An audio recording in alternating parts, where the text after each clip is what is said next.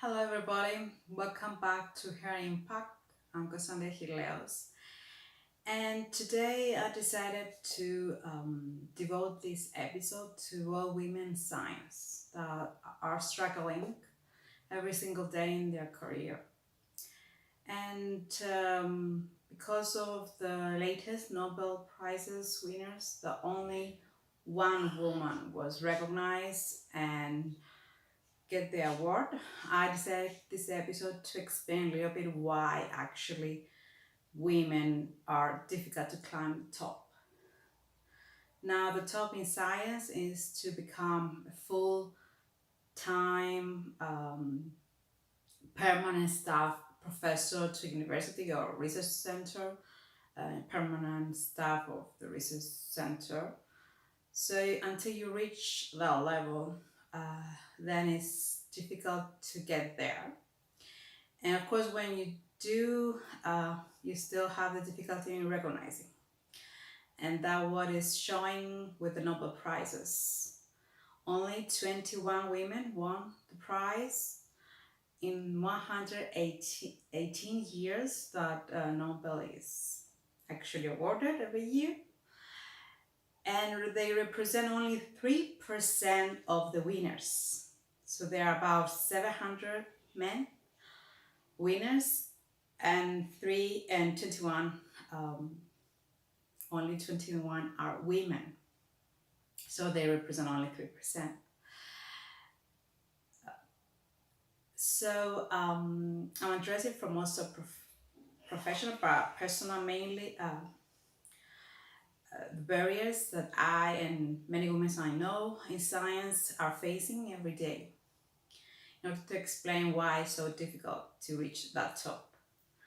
Like it's like the highest Mount Everest kind of top if you're in science. So number one is of course something that our gender is facing, the pay gap.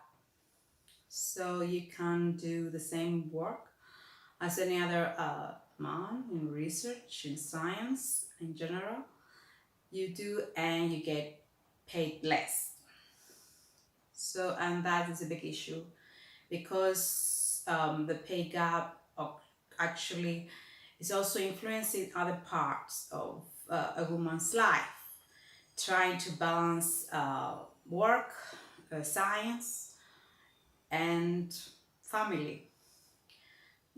Because they struggle to balance these two, the pay gap makes the balance even more difficult because you don't have the essential salary to pay in order to get help in order to balance it. So get help to raise your children or pay for classes or anything that you need to. So the pay gap is a very very important here because most women in science they work in non-permanent our contract um, research projects. So when a research project is finally is ending, then you are unemployed. It's like after's life, although you don't make any millions, you just get some thousands.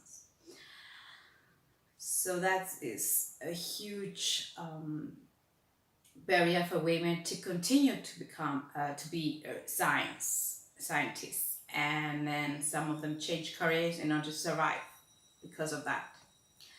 The second barrier, which is equally important I believe, is that women are isolated because it's man mainly white actually man dominate workplace. Women find themselves isolated, so they don't have networks in their own university to connect and socialize academically with other researchers women. So that isolation reflects to the lack of motivation, the lack of inspiration for women in order to thrive as scientists. I personally didn't have that network in my own workplace, that I can gain, knowledge and uh, get all the benefits that why you are networking can get you, and maybe help through the network. So that is a big. It's very important in order to motivate yourself also to keep in science and do something more.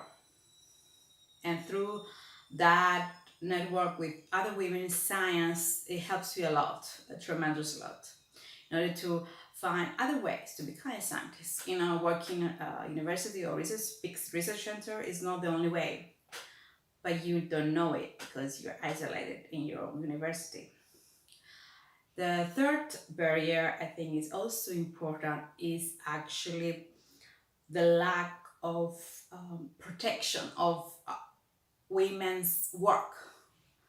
So usually they tend to be stolen their ideas, the test hypothesis, or the results of their research. They're stolen by men, and it's actually very common, more common than you expect to happen in women. It even happens in ways that we don't understand it, or is not really shown. Like you do work, and instead of putting your name in scientific articles, because that's how we connect as scientists and how we publish our work, women's names are going last.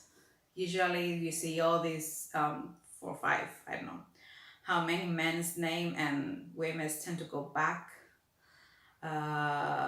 And usually they do a lot of the work, maybe not most, but they do a lot of work, and they shouldn't be that.